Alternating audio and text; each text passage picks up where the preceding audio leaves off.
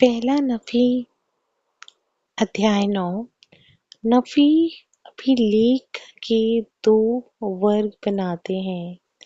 प्रत्येक नफी की पट्टियां कहलाती हैं। बड़ी पट्टियों में सांसारिक इतिहास सम्मिलित है और छोटी पट्टियां मुख्य रूप से पावन बातों की जानकारी देते हैं।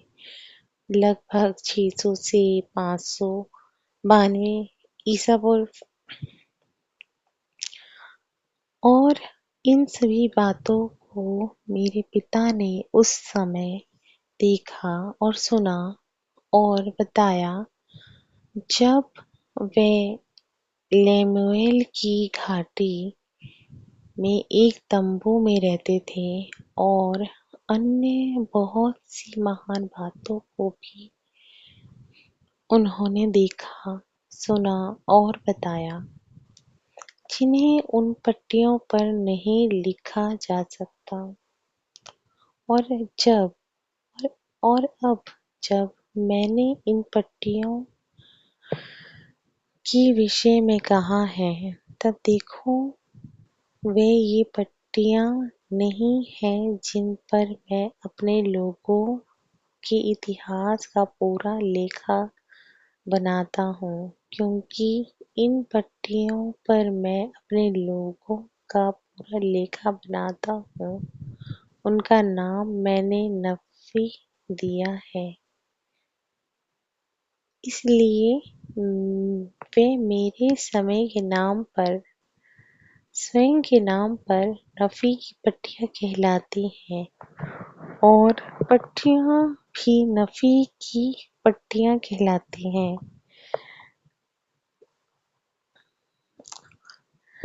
फिर भी मैंने प्रभु से आज्ञा पाई है कि विशेष उद्देश्य के लिए मैं उन पट्टियों को बनाऊं, ताकि मेरे लोगों की सेवकाई का लेखा खोद कर अंकित किया जाए। अन्य पट्टियों पर राजाओं के शासन और युद्ध और अपने लोगों के विवाद का लेखा खोद कर अंकित किया जाएगा। इसलिए इन पट्टियों का अधिकतर हिस्सा सेवकाई के लिए है, और अन्य पट्टियों का अधिकतर हिस्सा राजाओं के शासन और युद्धों और मेरे लोगों के विवादों के लिए है।